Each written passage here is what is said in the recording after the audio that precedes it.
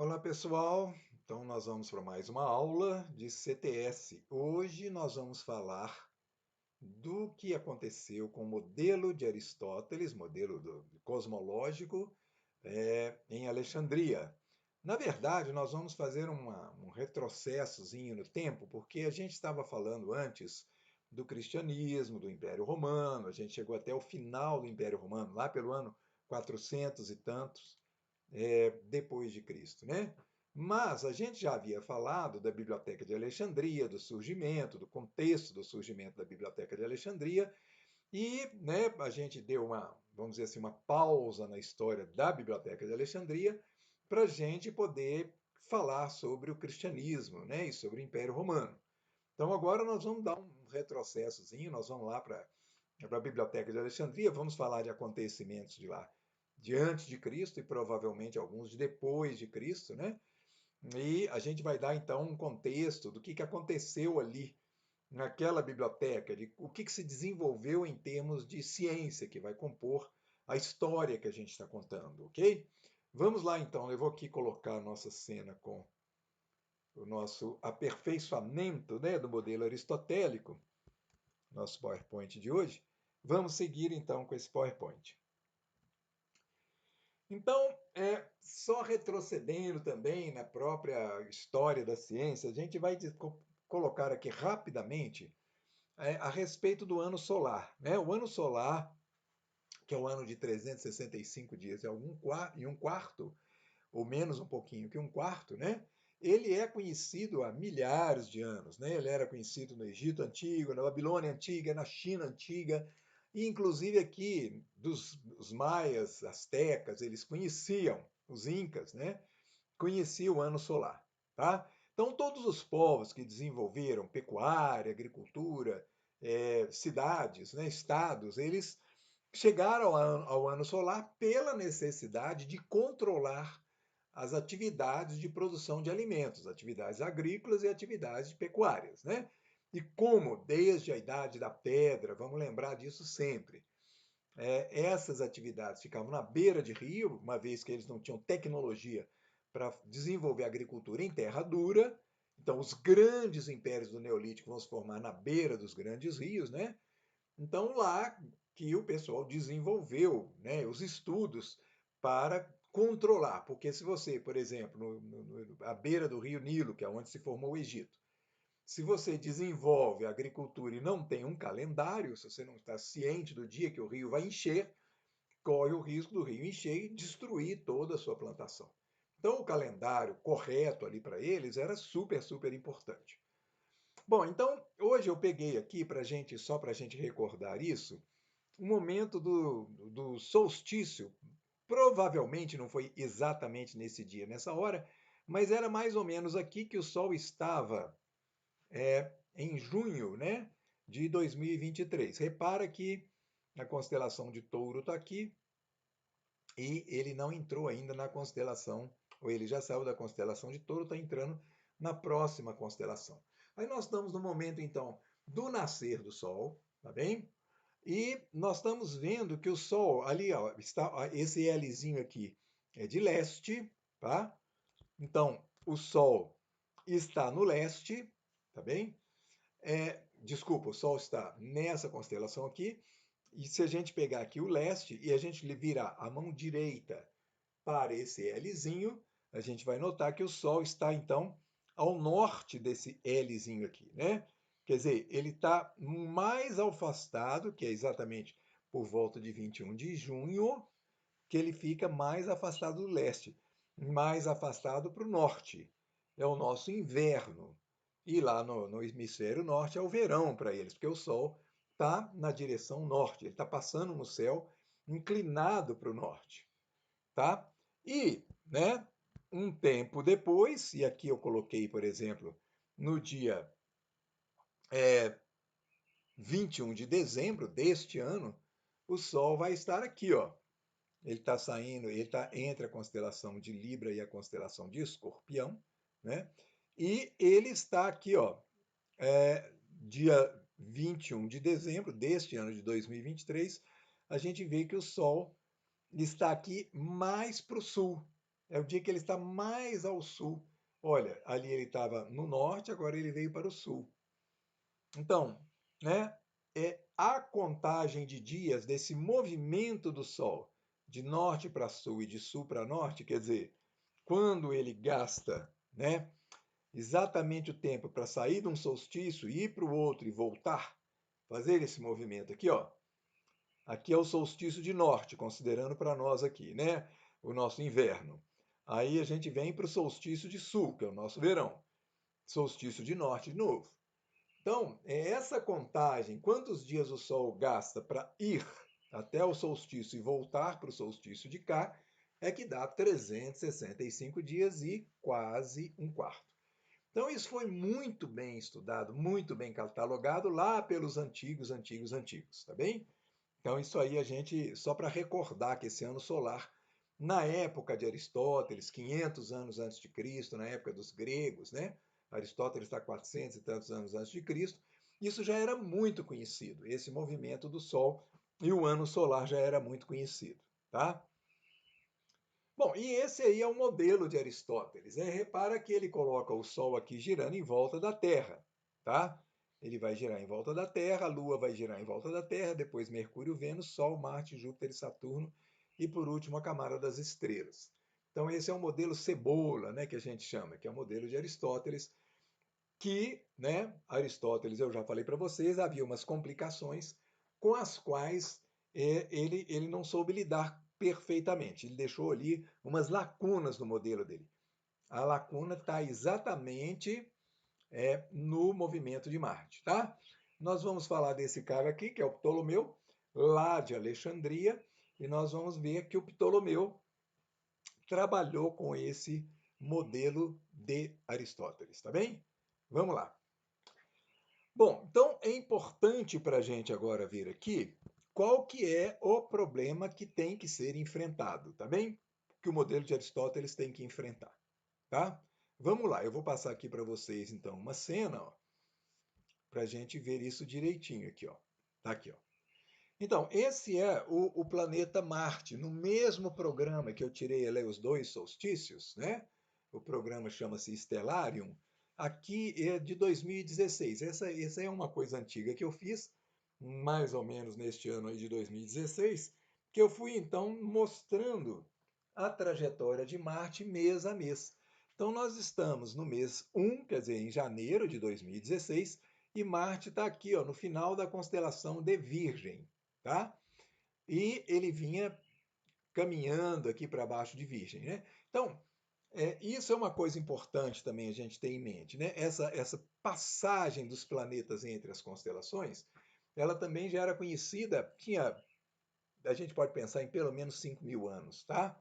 Ou seja, todos os povos antigos que olharam para os céus, que criaram, né, o ano, que chegaram ao ano de 365 dias e um quarto, eles sabiam que tinha 5 estrelas no céu que ficavam passeando entre as constelações.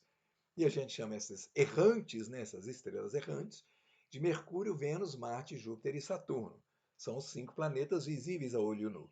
Então, especialmente com Marte, Júpiter e Saturno, acontece isso aqui. Ó, a gente vai acompanhar pelo programa Stellarium. Ó.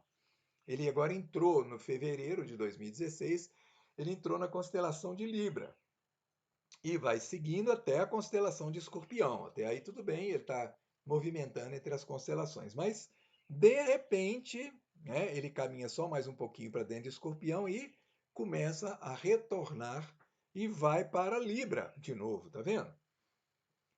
Então, esse é o chamado movimento retrógrado do planeta, tá? E aí ele vai de novo, né, retomar o caminho que ele estava anteriormente. Então, repara, ele deixa um Z no céu, né? E esse é o problema de você explicar, dentro daquela ideia de que a Terra está no centro do universo. Então, pera lá. Se a Terra está no centro, como é que o planeta faz um zigue-zague aí? Tá bem? Essa é a grande pergunta, né? Como é que o planeta faz esse zigue-zague? Eu já até falei para vocês, esse zigue-zague ele é feito também por Júpiter, sendo que o Z de Júpiter, né, vamos chamar isso de Z, vai ser menorzinho, vai demorar mais tempo, e Saturno também vai ser menorzinho ainda, e demorar mais tempo ainda. Bom, então até aqui nós estamos recordando a situação, certo? Vamos lá, agora nós vamos então ter que lidar com isso. Quer dizer, como é que esses caras, dentro desse modelo, resolveram aquela confusão ali, tá? Aquele zigue-zague de Marte. Bom, esse cara vai dar a solução, é o Ptolomeu, ele está na Biblioteca de Alexandria, nasce 90 anos depois de Cristo, ou seja, ele está quase 500 anos, né, depois de Aristóteles, tá bem? E ele vai estudar, na Biblioteca de Alexandria, ele vai estudar o modelo de Aristóteles, tá? Bom, aqui nós colocamos o zigue-zague de novo, né, numa outra representação, para dizer o seguinte: na própria Biblioteca de Alexandria, um pouco depois da morte de Aristóteles, surgiu um sujeito chamado Aristarco. Então, Aristarco está dentro da Biblioteca de Alexandria, e o que ele vai dizer para a gente? Que o que explica o zigue-zague do planeta é o fato da Terra e dos planetas girarem em torno do Sol. Então, esse é o modelo heliocêntrico. Hélios é o Sol, né? Então, o Sol está no centro do sistema solar, tá? Então, né, a primeira ideia que a gente tem notícia, né, o primeiro cara que pensou que a Terra girava em torno do Sol e escreveu sobre isso, foi o Aristarco, explicando o zigue-zague dos planetas. Vamos ver qual era o raciocínio dele. Aqui nós temos duas órbitas, né? Nós temos a órbita da Terra, que vai passar por dentro, né, em volta do Sol, por dentro da órbita de Marte. Marte passa mais longe do que a Terra. Então vejam bem, e isso é o que a gente acredita hoje, hein? Quando a Terra está no ponto A, se Marte estiver aqui nesse ponto que eu estou chamando aqui de A', olha, quando você olhar à noite para o céu, você vai ver Marte aqui no meio dessas estrelas aqui, ó, no ponto A ali, ó. Na verdade, quando a gente olha para o céu, a gente não consegue pensar que um planeta está mais perto ou mais longe que as estrelas. Não dá para você calcular a distância de planeta e estrela olhando para o céu. Parece que está tudo chapado, né? Como se fosse uma tela de cinema, tá bem? A Terra, em alguns meses, ela vai viajar de A para B, né? Ela está viajando aqui em volta do Sol, então ela percorre um arco aqui. E nesse meio tempo, o planeta Marte vai de A' para B'. Quer dizer, ele vai andar um arco menor que o arco da Terra. Por quê? Porque Marte está mais longe que o Sol e, portanto, ele vai andar mais devagar. Tá? Então, quando a Terra está em B e Marte está em B', você vai ver Marte lá em outras constelações lá no céu. Ó. Então, ele estava aqui no ponto A, e agora está no ponto B. Então ele fez uma trajetória de A para B, enquanto a Terra fez essa mesma trajetória aqui. Ó. Fez essa trajetória e Marte fez essa trajetória. Então o efeito dessa combinação de trajetórias Terra-Marte vai ser o caminho de Marte de A para B aqui no céu. Quando a Terra chega em C, Marte chega em C', ele vai estar lá no céu, nesse ponto C ali do céu. A Terra vai para D, Marte vai para D', e ele desce aqui no céu, ele faz esse zigue-zague aqui, né? E a Terra em E, o Marte em E', e, lá, e ele faz aquele movimento ali. Então, é incrível como que esse sistema, né, de uma maneira extremamente simples, ele explica por que o planeta faz o zigue-zague no céu. Né? E aí a pergunta que segue é o seguinte: poxa, mas se era tão simples assim, por que todo mundo bateu palma e falou: oh, é mesmo, a Terra está mexendo? Né? É muito difícil da gente aceitar que a Terra está mexendo. Muito difícil. E né, surgiam perguntas que precisavam ser respondidas. Por exemplo, olha, tá bem, a Terra está movendo em torno do Sol. Então o passarinho vai levantar voo e a Terra vai embora, o passarinho tem que ficar para trás. Se eu solto uma pedra para cima, jogo uma pedra bem alta, a Terra vai embora, a pedra tinha que cair longe do lugar onde eu lancei a pedra. Se eu lancei bem na vertical, ela vai cair no mesmo lugar. Mas não devia acontecer desse jeito, né? Já que a Terra está movendo, tá bem? Então, o pensamento, né, para o pensamento da época, E durante 2.000 anos vai ser isso, esse vai ser um super desafio. Não dá para você aceitar que a Terra gira em torno do Sol, tá? Não dá para aceitar que a Terra está movendo. Não é que as pessoas não soubessem pensar direito, é que para as pessoas, e isso é realmente muito difícil, até hoje é difícil para muita gente, acreditar que a Terra está movendo. É um contrassenso, já que a gente vê o Sol descendo lá no Oriente, a gente vê a Lua subindo, a gente vê as estrelas fazendo um arco no céu. É muito mais plausível o modelo que Aristóteles propôs. É um modelo muito mais tranquilo do que esse modelo de Aristarco, tá? E é por isso que esse modelo de Aristóteles, ele valia mais a pena lá em Alexandria investir nele. Ok, então tá, senhor Ptolomeu. Vamos lá, vamos ver. Porque, então o senhor vai explicar aquele zigue-zague para a gente, tá bem? Dentro do modelo de Aristóteles. Agora, olhem, vejam como é complicado isso, fazer essa explicação, tá? Até o Ptolomeu, isso aqui ó, já estava colocado por outros professores, outros mestres de Alexandria. Ptolomeu foi o chamado bibliotecário, quer dizer, ele era o diretor da biblioteca. Antes dele, outros já tinham proposto essas rodinhas aqui, ó, chamadas de epiciclo. Ó. Se eu ponho o planeta para girar em torno da Terra todos os dias e dentro de uma rodinha mais devagar, ele vai fazer aquele mesmo zigue-zague. Olha que excelente. É a mesma solução, né? Quer dizer, a solução, desculpa, a solução diferente para o mesmo fenômeno. Então vejam, olha, Terra aqui no centro, depois Lua, depois Mercúrio, olha. Então Mercúrio gira diariamente em volta da Terra, mas ao mesmo tempo ele gira dentro de uma outra roda e Vênus também tem uma outra roda para ele girar, e Marte, Saturno, Júpiter e etc. Tá? Bom, por que tem uma rodinha e roda dentro de roda? Vamos lembrar que, né, no modelo de Aristóteles, esses corpos celestes são feitos de éter e o único movimento permitido para o éter é o movimento circular, porque o éter é um fluido divino. E se é divino, né, quer dizer que ele não muda, tá? Ele não muda, as estrelas são os mais perfeitos, porque giram em volta da Terra sem sair do lugar, tá? Eu já falei disso também no nosso curso, não é mesmo?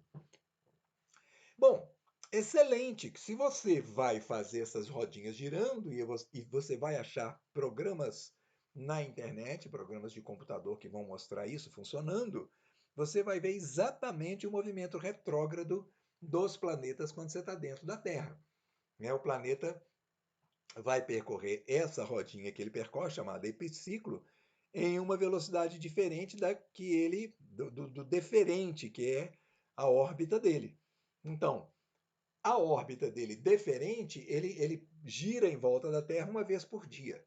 Todos eles, Sol, Lua, todos eles, tá? Mas, né, no caso dos planetas, essa outra roda chamada epiciclo, cada um vai girar dentro dela com uma velocidade diferente, conforme o que é visto no céu. Então, para ajustar este modelo, basta pegar essas rodinhas aí chamadas epiciclos e colocar a velocidade certa delas para girar, que a gente vai chegar naquele mesmo zigue-zague que a gente acabou de ver. Excelente! Sempre tem um mais, né? Ainda bem, senão a gente não ia crescer. Qual que é o mais agora? Mas, isso não dava certo. Por que que não dava certo? Porque o pessoal daquela época já era muito sofisticado. Eles tinham dados muito bons. A questão era a seguinte, olha, ali está o planeta Marte, ali no céu, naquela posição, junto daquelas estrelas. Vamos botar as rodinhas para girar.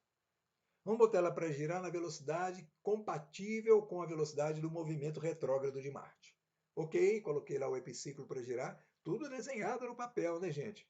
E aí está a genialidade do pessoal, né? Eles conseguiam girar isso no papel, e aí você tem o fundo, que são as constelações. Qual a constelação que Marte está hoje? Então, se eu girar a rodinha para o Marte fazer o movimento retrógrado dele, daqui a 3 meses, fazendo aquele zigue-zague, ou daqui a 6 meses, conforme eu fiz ali, eu mostrei para vocês no Stellarium, né, naquele programa, ele vai estar ali, naquela outra constelação ali. Então eles giravam a rodinha, ó, daqui a 6 meses, depois do zigue-zague, ele vai estar ali. E erravam. Sempre erravam. Por isso é que o modelo não estava dando certo. Quando caiu na mão do Ptolomeu, ele vai ter que resolver isso. Por que essas rodinhas não davam certo? Tá? E ele vai dedicar a vida dele a esse estudo. Poxa, eu preciso melhorar esse sistema. Por que esse sistema não está dando certo? Tá? Bom, só para a gente ter uma ideia da complicação disso aí, aqui nós estamos vendo já um modelo muito bem desenhado por um cara que viveu lá nos anos entre 1500 e 1600, chamado Kepler. Kepler é sensacional, é um dos maiores gênios, né, da astronomia. E ele vai estudar aqui, ó, nesse pontinho aqui, ó, entre 1560 e 1596, ele vai estudar o que está acontecendo com Marte.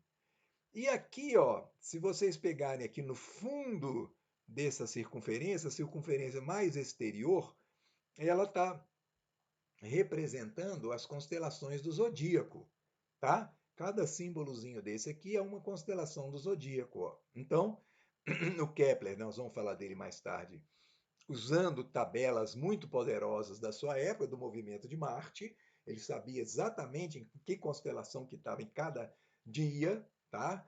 Ele vai fazer então os laços de acordo com o que está acontecendo lá, os zigue-zagues, né, entre 1560 e 1596. Então, repara que tem hora que o laço, por exemplo, se a gente pegar o primeiro laço aqui de 1560, ele tem uma determinada largura, né?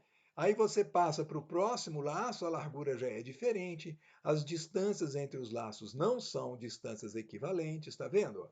É muito caótico, por isso que não dava certo. E o Ptolomeu, né, 100 anos depois de Cristo, ele sacou isso. Mas olha a genialidade do Ptolomeu. A hora que ele pega aqui, olha, as pontinhas de cada laço, ó, e ele desenha uma circunferência aqui em volta dessas pontinhas de cada laço, ele vai achar um centro para botar o centro do movimento de Marte. Isso é espetacular, isso é genial, tá? Só tem um problema. Sempre tem um problema. O Ptolomeu sacou isso, o que ele fez? Não, Marte gira não exatamente em torno da Terra, mas em torno de um ponto geométrico que ele vai chamar de um ponto A. Eu vou chamar aqui de ponto A geométrico. Então, para resolver aquele problema, quer dizer, para o Ptolomeu conseguir girar a rodinha de Marte e descobrir daqui a 6 meses onde Marte vai estar, exatamente em qual constelação, ele precisou de fazer uma gambiarra aqui, tá? E ele não teve pudor de fazer essa gambiarra, olha lá. Então, vejam bem, olha esse desenho. A Terra está aqui, mas o planeta está girando em torno do ponto A, não é mais em torno da Terra. Tá? E aí ele gira no epiciclo, devagarinho, né, ao longo dos meses, e todos os dias o deferente gira em torno do ponto A, não é mais em torno da Terra. Tá bem? E vejam bem, então é 24 horas para o deferente, e esse aqui, epiciclo, vai. Ah lá, tá vendo? Ele vai fazer aquele nozinho ali, ó, conforme aquele laço, né? Conforme a velocidade do planeta observada no céu. Então, essa é a proposta do Ptolomeu, aperfeiçoando a proposta dos mestres dele. Então, ele deixa o ponto A aqui. Agora, ele cria um negócio que é de cair o queixo, o tal do equante, né? O equante é um ponto aqui, olha, ele fica do lado de cá, do centro A, ó, e ele é um ponto de referência, porque esse arco de C, esse arco aqui em cima, ó, que o centro do planeta vai percorrer, dentro do deferente, o tempo que ele vai gastar nesse arco aqui é o mesmo tempo que ele vai gastar no arco de baixo. Ó. Isso significa, né, que, em relação ao ponto a velocidade do equante, né, do deferente, desculpe, a velocidade do deferente não é uma velocidade regular, tá? Isso é vamos dizer assim, a cereja do bolo, né? Isso é uma coisa genial, isso é uma coisa fantástica. Então, a partir daqui, o que aconteceu? Como o Ptolomeu conseguiu, né, depois de muito trabalho, mas muito trabalho, e ele conseguiu então demonstrar que era possível, dentro daquele raciocínio dele, fazer coincidir com o que se observava nos céus a teoria supostamente aristotélica, ele salvou, vamos dizer assim, a teoria de Aristóteles. Ele conseguiu demonstrar que a Terra estava no centro do universo e que aquele zigue-zague dos planetas era perfeitamente explicável, considerando que o éter só podia andar em círculos lá nos céus. Tá bem? Né? O cara cometeu um crime e deixou ali a sua pista. Né? Qual que é o crime? Tirar a Terra do centro. Né? Esse foi o crime. Mas funcionava. E já que funcionava, né, é melhor a gente não ficar brigando muito com essa história. Ele vai funcionar muito tempo. Esse modelo vai cair lá para o ano de 1600. Nós estamos no ano cento e pouco. Ele vai durar muitos, né, 1500 anos aí de história. Por quê? Porque era o melhor que estava tendo. Né? Apesar dele contrariar o modelo geocêntrico, quer dizer, Terra no centro, ele era o que melhor explicava o zigue-zague dos céus, né, já que era inaceitável a ideia de que a Terra movimentava. Então, a humanidade não esqueceu de Aristarco, mas, né, só para dizer que Aristarco propôs uma ideia absurda, que era a ideia dos planetas girar em torno do Sol. Tá bem? Olha só, então, né, a coisa é fantástica, quer dizer, como é que essas coisas vão se desenvolver a partir daí. Então, né, estamos na Biblioteca de Alexandria. Só para mostrar para vocês, então, alguns detalhes, aí está o Aristarco, né, a história do Aristarco. O Aristarco nasce 310 a.C., quer dizer, um pouco depois da morte de Aristóteles, e ele vai morrer 230 a.C., tá? Bom, e ele chega a propor isso aqui, ó, um modelinho, um triângulo, onde é possível calcular quantas vezes a distância Terra-Lua é menor que a distância Terra-Sol. Olha aqui o ângulo A. Esse ângulo A aqui, que está no desenho, você consegue obtê-lo até durante o dia, gente. Se você tem a Lua exatamente meia-lua, ela ainda é observável de dia. Então, se você sabe exatamente o momento em que a Lua está metade iluminada, e você então aponta para a Lua, né? Vamos dizer assim, uma vara, e outra vara você aponta no Sol, e você consegue achar o ângulo A aqui, ó, entre Lua e Sol. Você tem então um cateto, que é o cateto B, e a hipotenusa, que é o C aqui, né? Então, né, o cateto adjacente ao ângulo A é o cateto B, e a hipotenusa aqui você vai usar o cosseno. Né? Com a ideia de cosseno, você vai descobrir o cosseno do ângulo A, quantas vezes a distância Terra-Lua é menor que a distância Terra-Sol. Tá? Mas basta você usar a ideia de cosseno. Então, ele fez essa medida, o Aristarco. Hoje a gente sabe que a medida dele foi muito grosseira, mas foi uma ideia muito boa que ele teve, tá? A primeira vez que alguém conseguiu ter uma ideia, assim, quantas vezes Terra-Lua é menor que a distância Terra-Sol. Isso, né, considerando que girava tudo em torno do Sol, tá? Bom, aqui mais uma demonstraçãozinha de como você pode usar essa ideia, né, do cosseno. Ou ideia de tangente também, aí no caso a gente usa a ideia de tangente para saber a relação entre h, que é a altura daquela torre, e x, a distância que você está até aquela torre. Quer dizer, são coisas que a gente aprende nas aulas de trigonometria.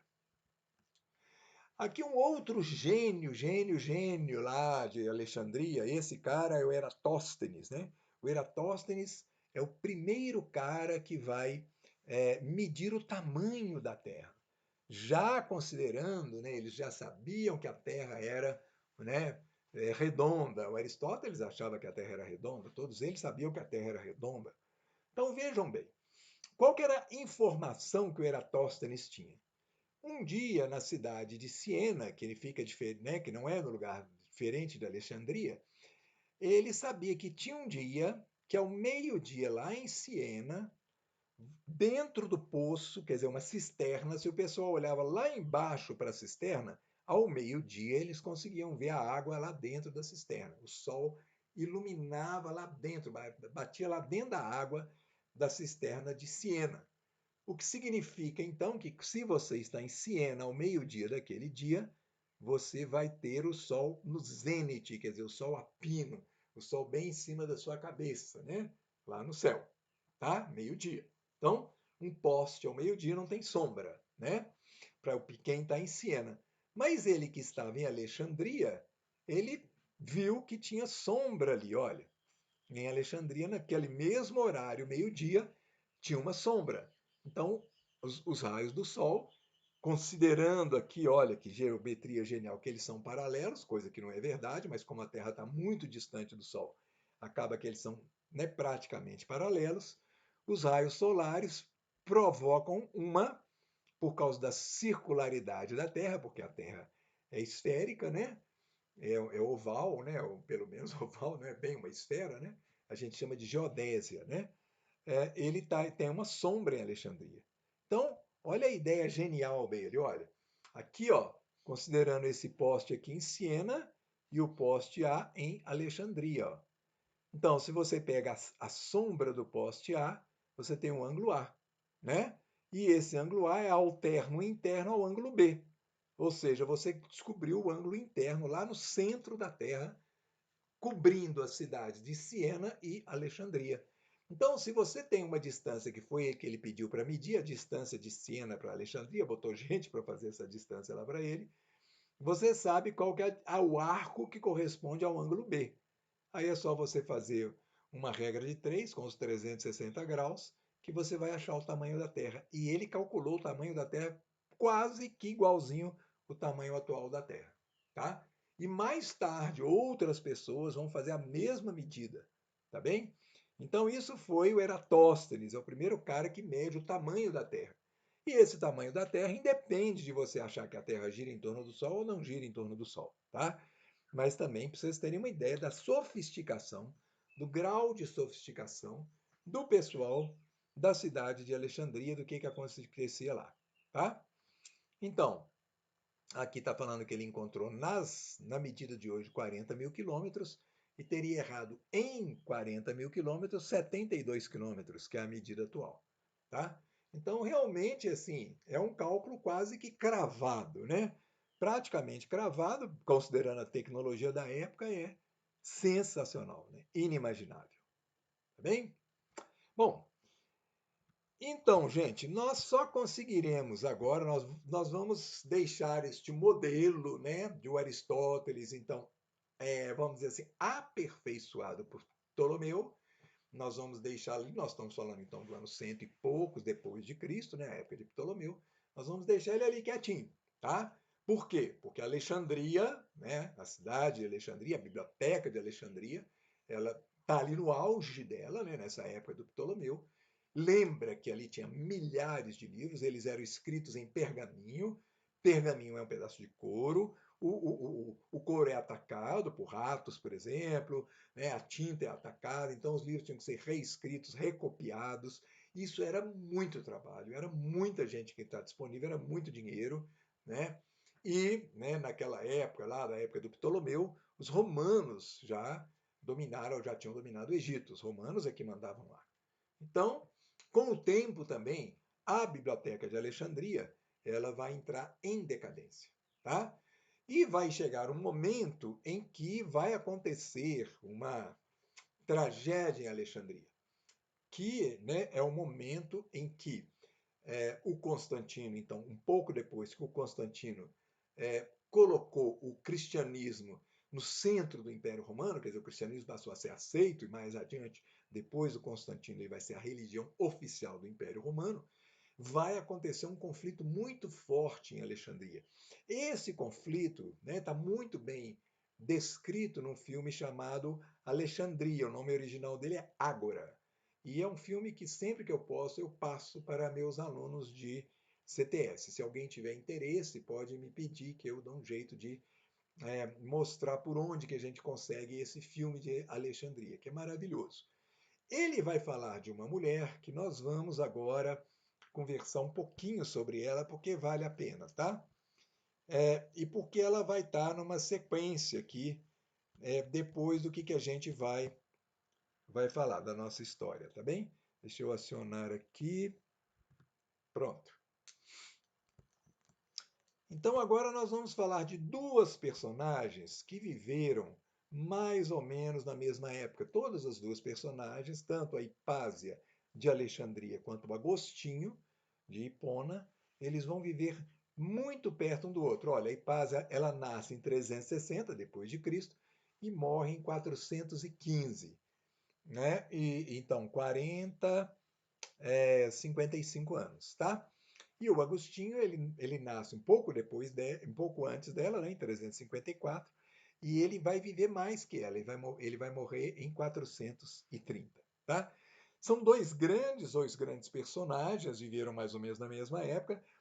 Hipásia está no Egito e Agostinho ele vai morrer em Hipona, que está no que é hoje Argélia, ou seja, o norte da África, tá? Agostinho é de Hipona. Bom, vamos falar da Hipásia e depois a gente vai falar do Agostinho.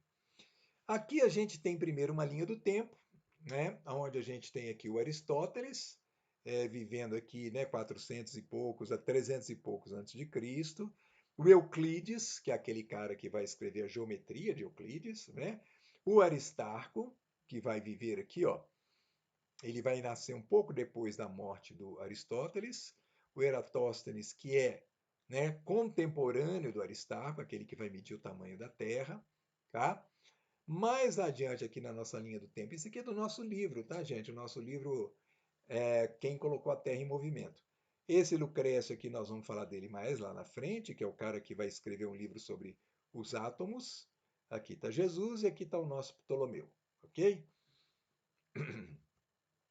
A Hipásia e o Agostinho estão aqui dentro dessa mesma linha aqui do tempo. E o Átila, que é o cara que vai destruir o Império Romano, ele está aqui ó, em preto, ó, na linha do tempo. Então, quando né, o Átila nasce, Hipásia ainda era viva, já estava quase morrendo, e o Agostinho era vivo também, ele vai sobreviver a Hipásia, igual eu falei. Ó. Esse Flávio Júlio aqui, ó, ele está vivendo aqui, ele é o cara que é o último imperador romano, tá? Então, o Átila é o cara que vai provocar a maior destruição do Império Romano. Mais na frente a gente vai falar dos outros personagens, tá bem? Bom, aqui a gente tem então a cidade de Alexandria, na beira, né, do mar Mediterrâneo. Aqui tinha um farol ali da Alexandria e tudo, que é onde viveu a nossa Hipásia. Aqui tem algumas representações da Hipásia ao longo da história, né, quem era essa pessoa. E aqui um filme, essa última aqui à direita, embaixo aqui à direita, é a atriz que fez dentro desse filme maravilhoso que chama-se Ágora, né? Ou Alexandria, tá? Bom, a Hipásia é a única filósofa, grande filósofa, né? Vamos dizer assim, porque pode ter tido outras, mas não tiveram a projeção que ela teve, da época da antiguidade, da época greco-romana, né? Mais precisamente. Todos os quatro desenhos, então, são imagens de Hipásia. Não temos nenhuma obra dela, nenhum livro dela, né? Ela escreveu alguns livros sobre matemática, especialmente. Ela era filha do Theon, e o Theon era o bibliotecário da época, do final da biblioteca de Alexandria, tá? O pai dela, né? O Theon era o pai dela, e ela dedica a vida ao estudo. Ela esquece, ela não quer casar, ela quer ficar estudando. E a gente sabe que era uma grande matemática, tá? Mas a gente não sabe o que aconteceu com a vida dela. A gente só tem essa referência, que ela era filha do Theon, que era uma grande matemática. Outras pessoas falando dela. Os livros dela foram destruídos. Na época da Hipásia, o que aconteceu? Ela teve que. Aqui é uma cena do filme, tá? Nessa época, os cristãos, que aqui no filme estão representados de preto, entram em conflito com o pessoal da Biblioteca de Alexandria. Por quê? Porque o pessoal da Biblioteca de Alexandria não era cristão. E agora os cristãos estavam em ascensão. Eles estavam virando, né, os cristãos. da época, né? Eles estavam virando eles estavam virando os mandantes da cidade, vamos dizer assim, eles estavam agora em situação de poder. Então, vai crescendo a pressão sobre a elite da cidade, que eram os mais ricos, que eram, né, os que comandavam a Biblioteca de Alexandria, e vai crescendo uma pressão sobre eles. Vai ter um conflito muito grande, porque eles não eram cristãos. Tá? E nesse conflito grande, os cristãos agora são maioria, o pessoal da Biblioteca de Alexandria vai perder a biblioteca. E os cristãos colocam fogo na Bíblia, no que restou da biblioteca, eles tocam fogo nela. E ali não tem mais Biblioteca de Alexandria. Nessa época, historicamente, é o fim da Biblioteca de Alexandria. Tá? Com o passar dos anos, o que aconteceu? A Hipásia, olha, que no princípio ela tem vários alunos que eram da elite da cidade. Né? O filme vai dar um destaque especialmente para esse que está aqui de frente para ela, né? Que é o Orestes. Isso é histórico, isso é conhecido. Quando eles viram adultos, esses rapazes, eles acabam virando cristãos também. As elites da cidade, depois que a biblioteca foi destruída, por conveniência, eles viraram cristãos, porque senão eles iam acabar sendo expulsos da cidade. Mas o Orestes, ele tem um conflito com o Cirilo, que é o bispo da cidade. O Cirilo quer mais e mais poder. E ele desconfia que o Orestes não é um cristão sincero. E o Orestes foi amigo a vida inteira de da Hipásia, né? Ele foi um amigo e ela era uma pessoa muito íntima dele, muito próxima dele. Acontece que, enquanto Orestes virou cristão, a Hipásia não quis aderir ao cristianismo, e esse foi o problema. Então, o Cirilo, o que ele vai fazer? Ele vai atacar a Hipásia para ele atingir Orestes. Ele vai criticar a Hipásia, vai colocar um monte de adjetivos nela, prostituta e mais não sei o quê, simplesmente para poder, né, destruir com isso Orestes. Sobrou para a Hipásia, né? Aqui nós temos uma cena do filme maravilhosa, que é um teatro da cidade, o pessoal fazendo uma cena de teatro lá. Aqui o Orestes, no mesmo dia do teatro, declarando, ainda jovenzinho, né, aluno dela, o amor dele pela Hipásia. E aqui nós temos uma cena da biblioteca, e isso é que é maravilhoso no filme, que a gente pode ter uma ideia do que teria sido aquela biblioteca, como é que os livros eram colocados, os escravos, né? Esse aqui é o escravo pessoal da Hipásia, que naquele momento foi buscar para ela um livro, isso tudo vai ser destruído, né? E, gente, o que aconteceu foi o seguinte,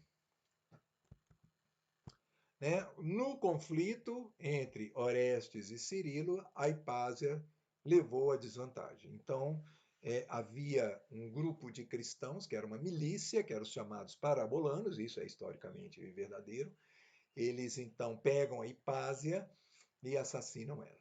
Então, ela é assassinada de uma maneira horrível, ela é toda recortada, o corpo dela é todo recortado por conchas até ela morrer. Então foi uma morte horrível, perpetrada pelos parabolanos, que eram uma milícia de cristãos, e que foram, né, é, vamos dizer assim, que foram incitados pelo Cirilo, que era um bispo. Então, Hipásia vive os últimos momentos de Alexandria, da Biblioteca de Alexandria, isso é verdade. Agora, o movimento que está no filme, que é muito, muito, muito interessante, que é a Hipásia articulando, né, uma, uma tentativa de melhorar o modelo de Aristarco, contrapor ao modelo de Ptolomeu, tá? E vamos dizer que ela está ali no ano 400 e pouco, né? Quer dizer, ela está bem depois do Ptolomeu. Isso não é verdade, isso aí está só no filme, mas o filme é muito interessante por causa disso. A gente vai ver a Hipásia tentando argumentar a favor de Aristarco. E isso é muito legal, porque aí a gente vai vendo como é que ela tenta arramar argumentos para dizer que o modelo de Aristarco estava certo. E é claro que os argumentos colocados no filme são argumentos que só vão aparecer muito depois da Hipásia, mais de 1000 anos depois dela, tá? Mas é muito legal de ver o filme para a gente ver esse movimento, né? Essa articulação interessante, né? E historicamente a gente vê o final da Biblioteca de Alexandria. Bom, perto então de lá, né? Na região do norte da África, vai viver também o nosso Agostinho, né? Ele vai nascer aqui, ó, na cidade de Tagaste, que hoje chama Souk Ahras. Aqui, ó, Souk Ahras é aqui na Argélia, e ele vai terminar a vida dele em Hipona, aqui mais na beira do mar, né? Argélia. Na época, isso era dominado pelos romanos, e ele está no final do Império Romano, e um pouco depois da morte do Agostinho, Hipona, a cidade dele, onde ele era bispo, vai cair nas mãos dos vândalos. Os vândalos vão dominar todo o norte da África. Então vamos pegar o Agostinho aqui. Por que Agostinho é tão importante? Né? Porque ele era um cara que não era cristão, tá? Aqui tem um filme muito interessante sobre a vida dele. Eu não sei se temos legendas em português, o filme que eu assisti estava em inglês, mas é maravilhoso, eu super recomendo para a gente ter uma ideia da vida de Agostinho, tá?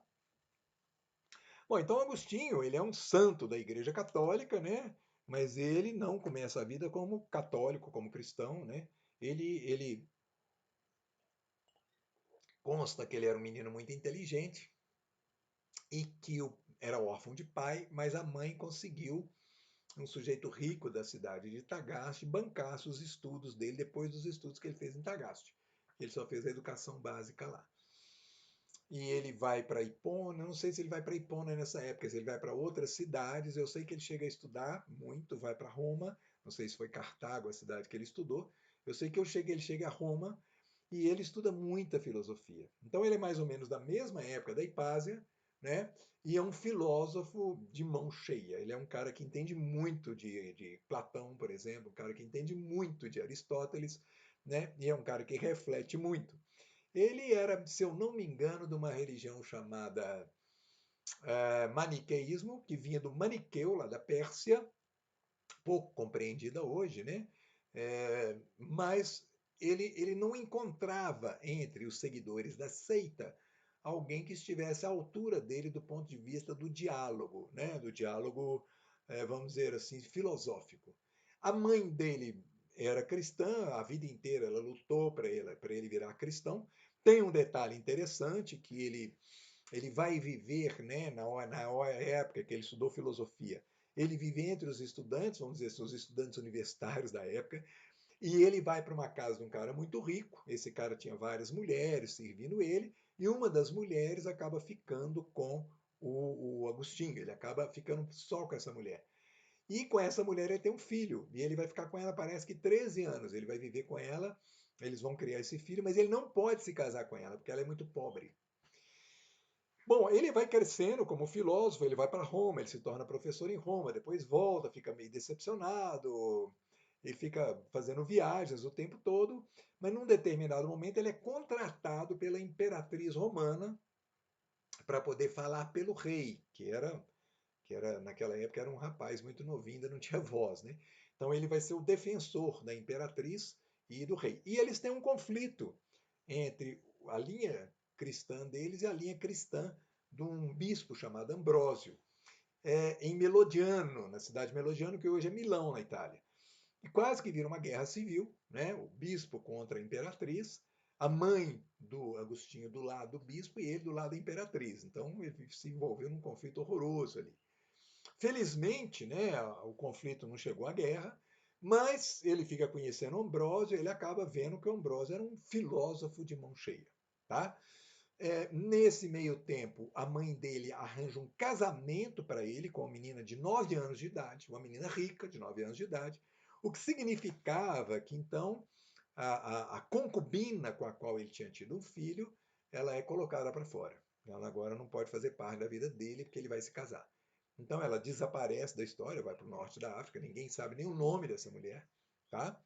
E ele, meio decepcionado, né, meio triste de perder essa mulher, ele acaba arrumando outra concubina, enquanto espera a menina fazer 11 anos de idade, porque ele não podia casar com ela antes dos 11 anos de idade.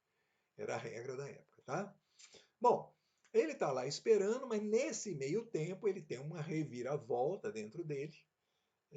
Me parece que a mãe também morre, ele pega o filho dele e vai para um retiro. Naquele retiro ele vira cristão, e aí ele vira padre, ele desiste do casamento, e aí ele vai virar um grande filósofo da igreja, tá? E por que eu estou falando tanto dele, né? Porque a partir, né, da Idade Média, ele vai ser uma referência muito forte dentro da igreja, tá? Ele vai ser, né, aquele cara que durante muitos séculos e até hoje, ele vai ter uma influência muito forte na igreja. Por quê? Porque ele era um cara muito sábio, sabia muita coisa, e quando ele se torna cristão, ele começa a escrever muitos livros, aí já dirigidos mais para a igreja, para a visão cristã, né? E aí ele vai trazer para dentro da igreja o platonismo. É mais ou menos o seguinte argumento: olha, as ideias de Platão eram tão próximas do cristianismo que certamente ele seria cristão se ele não se ele tivesse vivido na época de Cristo. Né? Se ele tivesse convivido com Cristo, ele certamente seria cristão. Porque muitas coisas que estão no platonismo coincidem muito demais com o cristianismo. Então, é como se o Agostinho convidasse, então, né? Ele não é o único, tá, gente? Mas ele é o principal. Mas ele é como se ele convidasse a Igreja Católica, então, a aderir a Platão. E tem um detalhe muito importante para a nossa história. Vamos lembrar que Platão, ele pregava, né, que a verdade, né, a última verdade das coisas, quer dizer, a fonte, né, de todas as coisas, não está nas coisas materiais. Então, tem um livro muito interessante do Agostinho, que é o livro chama-se Confissões, né? Ele pede perdão a Deus o tempo todo por tudo que ele acha que ele fez de errado na vida dele, todas as confusões em que ele se meteu. E uma das coisas que ele pede perdão é ele ter se interessado pelas coisas, pelas ciências, né, pelas coisas naturais. Isso está lá no livro dele chamado Confissões. Então, né, de uma certa forma, o que ele vai trazer para uma grande parte da igreja a partir dali? Que a pesquisa das coisas materiais não leva à verdade. Que a verdade está para além das coisas materiais. Vamos lembrar da caverna, né? Enquanto você está pesquisando as coisas terrenas, você está dentro da caverna, você está preso naquela, olhando para aquela parede onde estão as sombras. Para você descobrir a verdade, você tem que dar um salto conceitual e um salto para ir além do mundo material. Então, isso vai ter uma influência forte na igreja durante a Idade Média, que é realmente uma influência de segurar o avanço das ciências, tá? E as ciências teriam até desaparecido, o Aristóteles, sei lá, talvez, se bem que ainda tinha padres estudando Aristóteles, né? Mas se não fosse um outro personagem, né? E nós não estaríamos aqui hoje se nós não tivéssemos aí um outro personagem, né? Que vai ter uma importância para nós agora. Vamos falar dele aqui, né? Então tá aí, se vocês quiserem ver o filme do Santo Agostinho, que eu super, super recomendo, gente. Tá? É,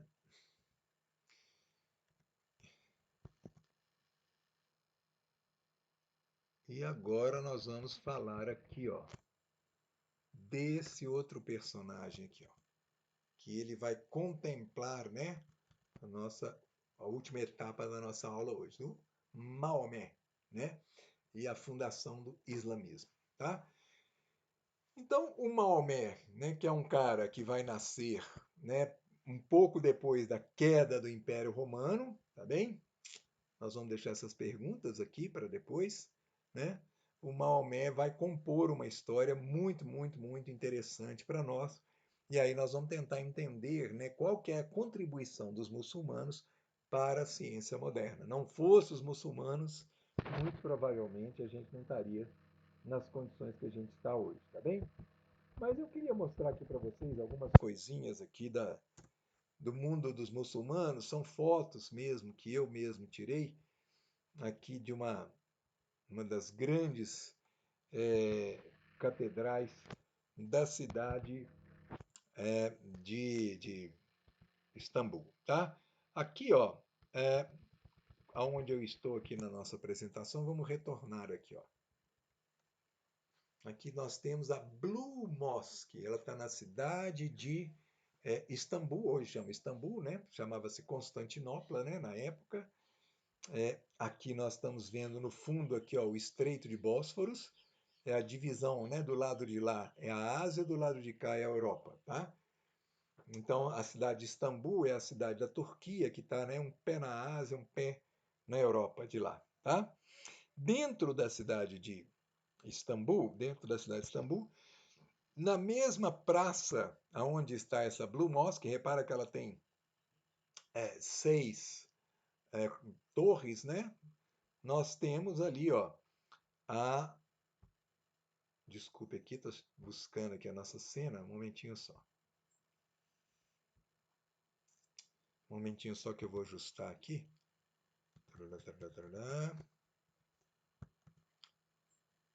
Pronto, aqui, ó. A Hagia Sophia. Essa é uma das construções mais emocionantes que eu já conheci na vida.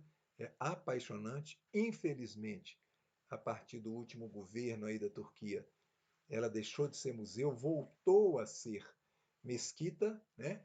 Ela foi construída mais ou menos no ano 500 e pouco depois de Cristo, quando o cristianismo começou a ganhar força no Império Romano, tá?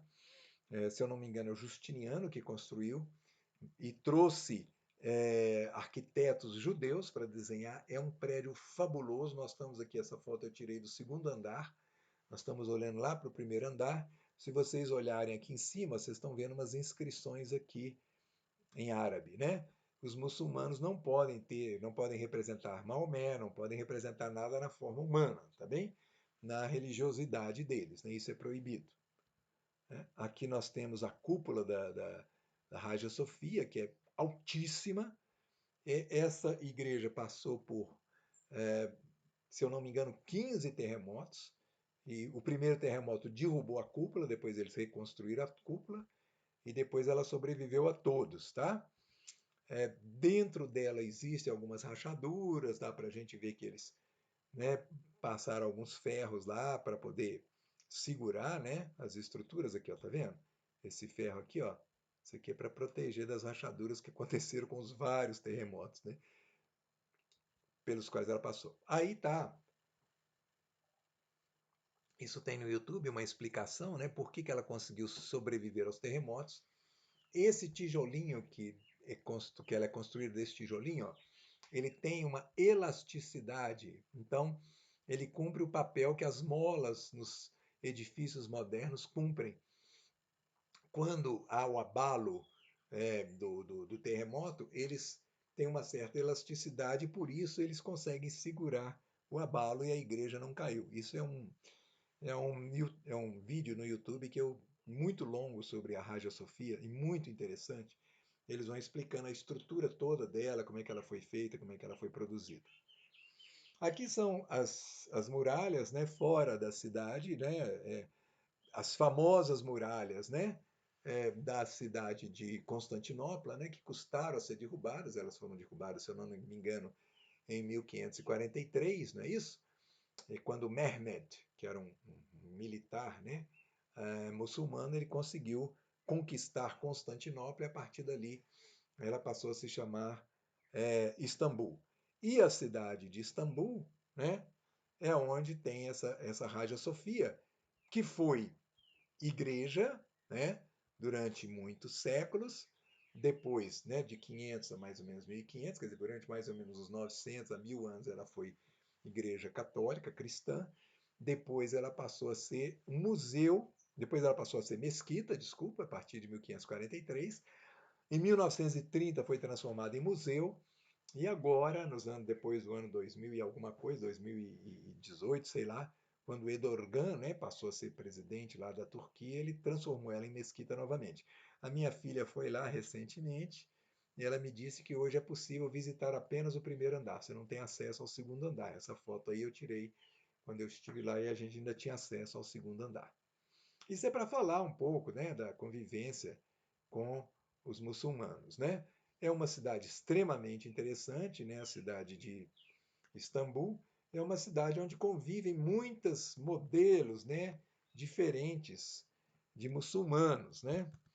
Então, você consegue ver, por exemplo, na cidade, gente vestida à moda europeia, mulheres que cobrem o cabelo com véu, simplesmente, são muçulmanas. Outras se cobrem todas com casacos, em 45 graus elas estão cobrindo o corpo todo de casaco. E algumas que cobrem com a burca completa, que você só vê os olhos, né? Então tem de todos os tipos lá em Istambul. É uma cidade bem interessante nesse sentido, tá? Bom, então vamos lá, vamos contar rapidamente aqui a história de Maomé para a gente tentar entender, né, como é que os muçulmanos deram uma contribuição extremamente importante aí para a ciência, né? Deixa eu ajustar aqui, deixa eu ver isso aqui. Vamos lá, o Maomé. Vou contar a história dele rapidamente aqui. Então, Maomé, ele vai nascer. Depois a gente fala disso aqui, tá, gente? Eu coloquei ó, de tropeiro a líder espiritual. Vamos contar a história dele. Ele nasce em Meca, que fica na Arábia Saudita, tá bem? Naquela época, essa era uma região próspera. Provavelmente, tá, gente? Aí é um pouco de chute meu, porque a partir daqui, ó, da outra ponta da Arábia Saudita, havia contato com a Rota da Seda. Nós estamos falando do ano 600 e poucos depois de Cristo. A Rota da Seda existe desde o ano 200 antes de Cristo. Então, eram caminhos de comércio que iam aqui, né, nessa região que hoje é o Irã, até lá na China, passa por vários e vários países hoje, né? E, inclusive, os chineses hoje estão com a ideia de revival, né, da Rota da Seda, né? E aonde circulavam mercadorias, circulavam todo tipo de mercadoria que tinha na época. E Maomé, ele vai ficar órfão de pai e mãe muito cedo, e ele foi trabalhar na tropa, né? Eu chamo de tropa, né? Na verdade era caravana com camelo, né? Não eram as nossas mulas, que meu avô, por exemplo, era um tropeiro, né? Não eram as mulas e cavalos que havia no Brasil, né? Mas os camelos que faziam essa rota aqui, levando e trazendo mercadorias entre as cidades aqui da Península Arábica, onde não era deserto, evidentemente, né? Então o tio dele parece que era rico, era próspero, e ele trabalhava para o tio dele, tá? É... Deixa eu tirar um pouquinho aqui e voltar para mim aqui. Bom, o Maomé, ele então era um simples trabalhador ali, órfão de pai e mãe, né, sustentado ali pelo trabalho, trabalhava para o tio. Num determinado momento da vida dele, ele casa-se com uma viúva, ele vai viver com essa viúva até a morte dela, ele vai ser monogâmico nessa fase da vida dele. E ele começa a ter visões que estão dizendo para ele, vozes que estão dizendo para ele, desculpa, acho que mais são vozes, que estão dizendo coisas para ele. Ele morre de medo, esconde debaixo da cama, ele quer desaparecer, ele vai para dentro de uma caverna, até que a mulher dele incentiva ele, oh, para com essa fuga, ouve, né? E vamos ver o que vai acontecer. Então ele chama amigos, ele fala, então ele vai ouvir, mas ao mesmo tempo ele vai ditar o que ele está ouvindo e o pessoal vai anotar, tá? Um detalhe muito interessante, naqueles povos que eram nômades, a maioria deles eram nômades ali, que viviam circulando naquela região da Arábia Saudita, no deserto, havia uma tradição muito antiga de contar as histórias, né, que eram tradições orais, a partir de poesias. Então as histórias eram transmitidas de uma geração para outra por meio de poesias. E a hora que o Maomé está ouvindo e está ditando, ele está ditando o quê? Poesia. E aí, nesses ditados, né, nesses textos ditados por Maomé, é que está o Alcorão, que é o livro sagrado dos muçulmanos. Tá? Então, Maomé considera que ele, né, e a turma dele, eles são também descendentes de Abraão, por isso que os muçulmanos se consideram próximos dos judeus, e por isso que os judeus então vão ser bem aceitos pelo Maomé, e também os cristãos, porque Maomé considera que Jesus teria sido o penúltimo grande profeta e que ele era então o último grande profeta, tá? Bom, ele está lá vivendo lá e ouvindo, e aí o pessoal escrevendo, e é uma coisa maravilhosa. Dizem que, né, para um muçulmano é importante conhecer o árabe para você entender a essência, né, da poesia do Alcorão, tá? E vai acontecer um problema que sempre acontece, né? Porque Maomé está pregando para as pessoas, ele está pregando para gente humilde, gente muito simples, e isso começa a mexer com os chefões da cidade, tá? Começa a incomodar. Todas as vezes que a gente mais pobre, eu já falei isso aqui, todas as vezes que as pessoas mais pobres começam a se organizar, começam a, né, crescer o grupo, o pessoal que manda fala, epa, vai vir problemas aí, né?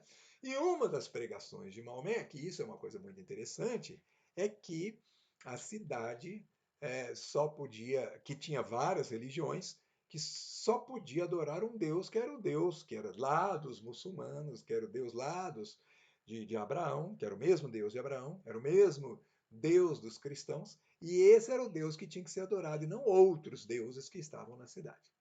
A cidade tinha também a pedra, se eu não me engano, chama-se Caaba, que está lá até hoje em Meca, tá? É considerada uma pedra sagrada, teria sido recebida diretamente por Deus, de um dos descendentes de Abraão. E essa pedra, até hoje, ela tem, essa Caaba, ela é visitada pelos muçulmanos. Eu tenho um amigo que é muçulmano, ele é iraquiano, e ele me contou da experiência dele, de ir para a Arábia Saudita, e aí eles têm que circular a Caaba, tem todo um ritual que ele tem que fazer durante alguns dias. Então, né, faz parte da fé dos muçulmanos, se você tem recursos financeiros, pelo menos uma vez na vida você ir lá fazer esse ritual na Arábia Saudita, que recebe todo ano milhões e milhões de pessoas para fazer esse ritual em torno da pedra considerada sagrada. Então, Maomé já considerava essa pedra sagrada, tá?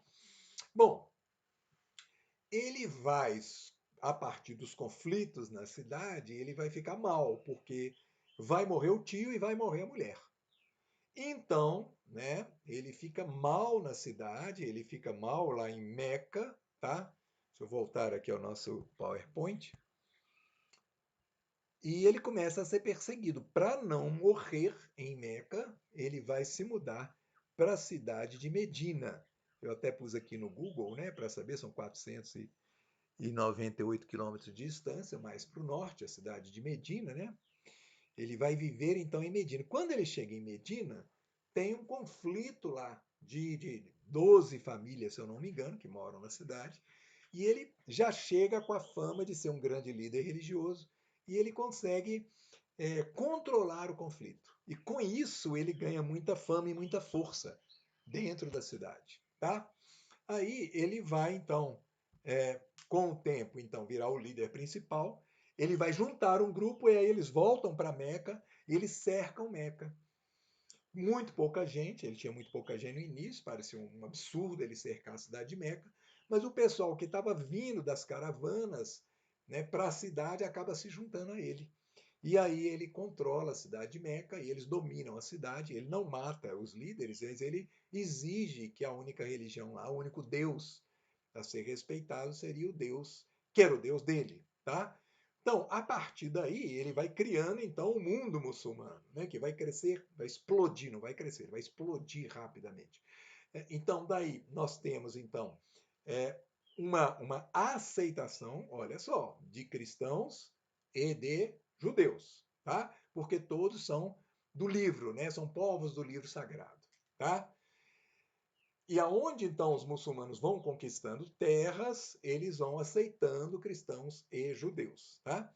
Só que Maomé saca uma coisa muito importante. Olha que coisa legal. E aí é que tem essa sacação minha, né?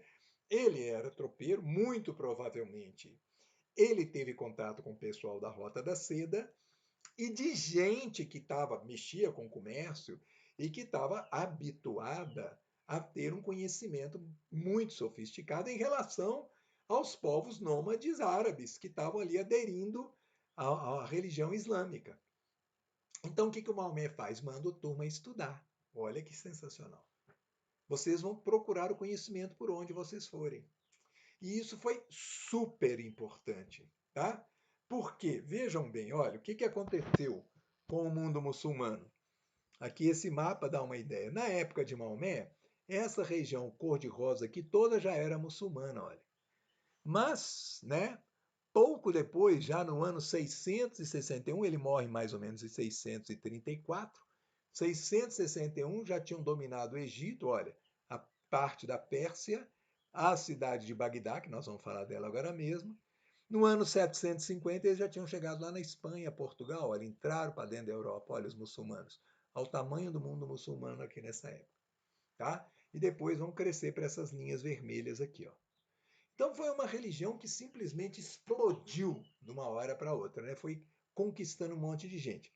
Àquela altura, no ano 600 e pouco, o norte da África, que antes tinha sido dominado pelos vândalos, tinha sido reconquistado pelos bizantinos, que era o Império Romano do Oriente. Eles tinham retomado do Egito até o norte da África, ou seja, os muçulmanos converteram todos esses povos do Egito, norte da África, né, que então foram tomados ou romperam com o mundo bizantino. Então foram vivendo todos, né, dentro da lei islâmica, tá bem? Bom, antes de eu falar, né, já falei um pouco da necessidade de conhecer, vamos falar de uns detalhes interessantes também, né? O Maomé, e isso é uma coisa pouco falada e pouco comentada, né? Mas é uma coisa interessante. O Maomé, ele é considerado um feminista, apesar de tudo que a gente sabe, né? Do mundo muçulmano. E repara, né? Quando as pessoas mais progressistas dentro do mundo muçulmano, por exemplo, falam que não tem nenhuma sustentação no Alcorão, por exemplo, para esse negócio de mulher usar burca e tal. Por isso que nas cidades mais abertas, né? Espero que não se fechem mais tanto como já fecharam a cidade de Istambul, você vê mulheres lá, a moda europeia, mulheres com véu, mulheres com casaco, mulheres com burca, dependendo da linha muçulmana que elas são. Eu tenho uma amiga que é da capital da Turquia, que hoje não vive lá, Ankara, né? Eles chamam de Ankara. Ela vive lá no sul da Austrália. É, ela não usava nada na cabeça. Ela era considerada uma muçulmana, uma má muçulmana, vamos dizer assim. Ela falava para mim. Mas ela era muçulmana, tá? Ela é muçulmana, né? Bom, então, por que ela era feminista? Porque a posição da mulher, né? E essa burca estava lá antes do Maomé, muito antes do Maomé, tá bem? Era uma tradição já antiga. Em algumas tribos, né, árabes, e não todas, né? Por isso também que tem essa diversidade de linhas, mas ele então ele vai pronunciar que o homem só pode ter 4 mulheres, tá? Então agora ele não pode ter mais de 4, porque antes podia livremente. Mas vejam bem, aí eu conversei com esse meu amigo uma vez, né, com esse meu amigo muçulmano, e ele me explicou a coisa, como é que funciona, é muito interessante. Ele falou o seguinte, olha, lá no Irã, ele é iraniano, né? Lá no Irã, quando você vai casar, e é o caso dele, ele é um pouco mais novo que eu, ou da minha idade, mas disse ele que hoje já mudou um pouco essa tradição. Mas quando o sujeito vai casar, que foi o caso dele, ele não namora, ele não namorou. Então, quando ele chega na idade de casar, os pais dele vão conversar com 5 famílias da cidade, tá? E aí chegam para ele, como chegaram para ele, e falam, ó, tem a fulana, fulana, fulana, fulana, fulana. Você tem 5 opções de 5 famílias com as quais a gente conversou aqui e tal. Ele escolhe uma das 5 famílias, uma mulher, e vai conversar com ela em segredo. A cidade não pode saber. Por que não pode saber? Porque se a mulher for rejeitada por ele, ela vai ficar com má fama no mercado matrimonial. Ela vai cair no mercado matrimonial. Então, a conversa tem que ser secreta. Então tá, não sei com quantas ele conversou, mas chegou uma lá que é a que ele queria. Tá? Então tá, vamos agora ajeitar o casamento. Lei iraniana da época dele, tá, gente? Bom, no dia do casamento já estabelece quanto que o noivo deve para a noiva. Então, o noivo, sei lá, vamos colocar em termos brasileiros, 500 mil reais. Então, no dia do casamento, você, noivo, já está devendo 500 mil reais para sua mulher. Tá? E amanhã, no dia seguinte, isso já está contando juros. Então, se em algum momento da sua vida você fosse divorciar, você vai ter que pagar sua dívida para ela. Então, isso vai estar no seu divórcio. Como é que você vai pagar para ela a sua dívida? Além disso, durante, né, o casamento, vamos supor, você está casado, mas a mulher acha que você está se comportando mal, ela pode ir lá, né, nas autoridades e falar que você está se comportando mal, que a partir daí ela quer que você pague a dívida dela. mesmo se você não divorciou. Então, são regras bastante duras nesse sentido de proteger a mulher, apesar de ser uma sociedade muito machista, né? Ele me deu a impressão, ele falava isso abertamente, olha, da casa, da porta da casa para fora, é tudo masculino, homens é que mandam, etc. Mas para dentro, você tem que obedecer direitinho a sua mulher. Ah, então tá, eu posso ter 4 mulheres, eu quero a segunda. Você não vai escolher a segunda. Quem vai escolher a segunda é a sua mulher. Ela que vai, primeiro, ela tem que concordar com a segunda, segundo, ela que escolhe a segunda. E você vai ter que dar para a segunda as mesmas condições que você dá para a primeira. Resultado? Bom, segundo ele, os amigos dele que se divorciaram passam o resto da vida pagando dívida e ninguém tem a segunda esposa. Simplesmente ninguém tem a segunda esposa. Então, nesse sentido, o Maomé é considerado, né, um feminista. Mas ele mesmo, ele só teve uma esposa, mas quando ela morreu, depois que ele se tornou um líder religioso muito forte, ele fez vários casamentos, ele teve várias esposas. Mas, né, consta que todas elas eram esposas mais no sentido político, de fazer alianças com os chefes políticos da época, tá? Como é que era a convivência dele com essas mulheres, eu não sei. Eu não sei porque eu não tenho a informação. Pode ser que exista por aí. Bom, quando ele morreu, o problema é que ele não designou um substituto. E aí que começa a divisão entre os muçulmanos, os xiitas e sunitas. Então essa divisão começa logo depois que ele morreu e está lá até hoje. É uma divisão que joga muito para baixo todos os muçulmanos, né? Porque sempre tem conflitos e guerras entre sunitas e xiitas, né? Parece que agora no século XXI eles estão chegando a melhores acordos, né? Parece que a Arábia Saudita e Irã, que não se entendiam há séculos, começaram agora a conversação, fizeram acordos de paz e etc. Mas enfim, essa divisão sunitas e xiitas ela acontece logo depois da morte do Maomé, ok? Bom, voltemos lá ao nosso PowerPoint. Bom, o que vai acontecer aqui em Bagdá? E é isso que nos interessa. Enquanto a Europa estava vivendo a Idade Média, depois nós vamos voltar à Idade Média na nossa próxima aula, né? Em Bagdá aconteceu o que aconteceu em Alexandria.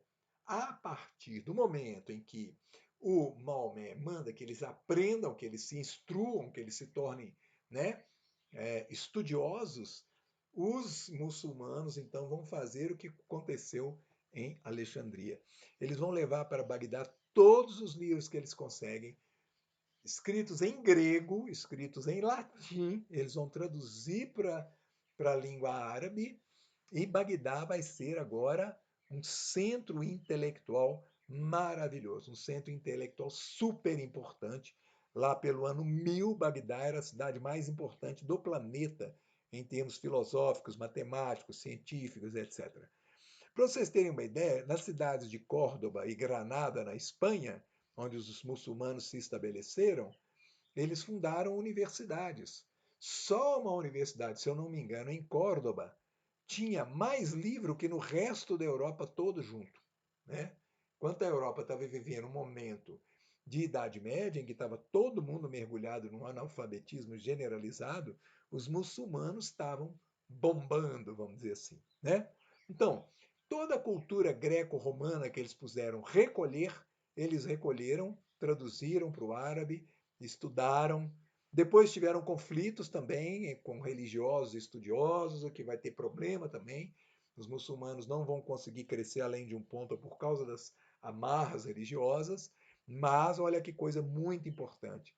Eles chegam muito perto da Índia. E da Índia eles vão trazer o sistema de numeração que nós usamos hoje, que é o sistema indo-arábico. Esses números que nós usamos, então, a gente aprendeu com os árabes, tá? A matemática, a palavra álgebra, por exemplo, é uma palavra árabe. Algarismo, né? Também é uma palavra árabe. Então, os árabes são os divulgadores da matemática, né? Principalmente da matemática. Foi a grande contribuição que eles fizeram para as ciências, tá?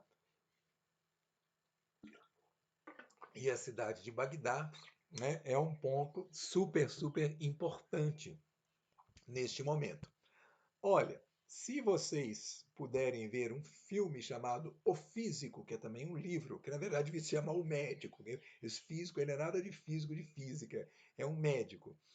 É uma ficção, no ano 1000, começa lá na Inglaterra, tem um rapazinho órfão de pai e mãe, cujo sonho é estudar em Bagdá com Avicena, que era um médico famoso, o mais famoso médico do mundo da época, né, do ano 1000.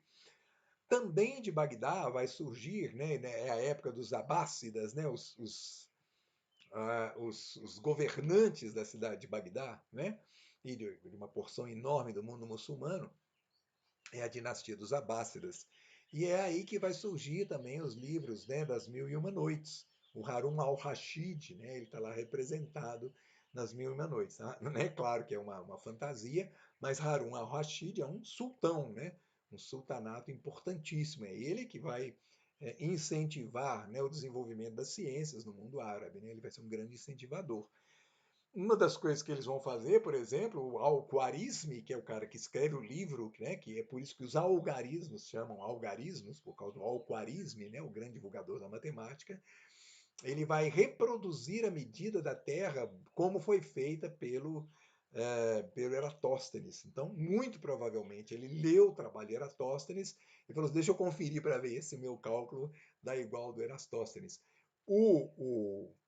Pelo que informações que eu colhi, o, o, o alquarisme, a medida que ele vai obter do tamanho da Terra é menos precisa do que a medida do Eratóstenes, tá? Mas é muito difícil da gente avaliar essas medidas. O importante é que eles usaram métodos muito sofisticados e esses métodos, mais tarde, lá na Revolução Francesa, vão ser usados novamente para novamente medir o tamanho da Terra e aí chegar no metro.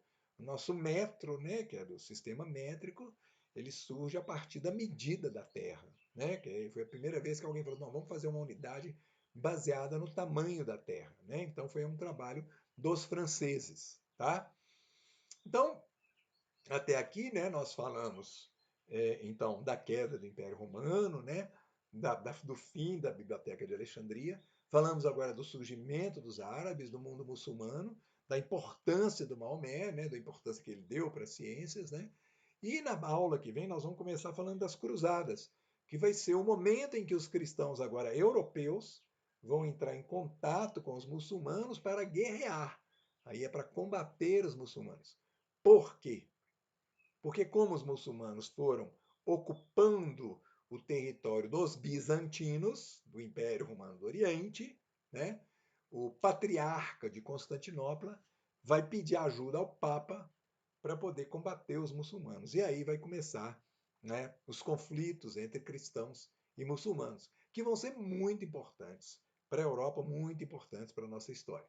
Então a nossa próxima aula conversa aí, vai começar aí com as cruzadas, né, da importância das cruzadas e como que as cruzadas vão também modificar a vida na Europa, né? Porque nas cruzadas os cristãos vão se deparar neles que eram analfabetos, agora a hora que eles entram em contato com o mundo muçulmano, apesar de estar guerreando o mundo muçulmano, eles vão notar que eles estavam diante de uma civilização que eles não tinham a menor ideia. Quer dizer, enquanto eles eram todos analfabetos, os muçulmanos já estavam lá na frente, né?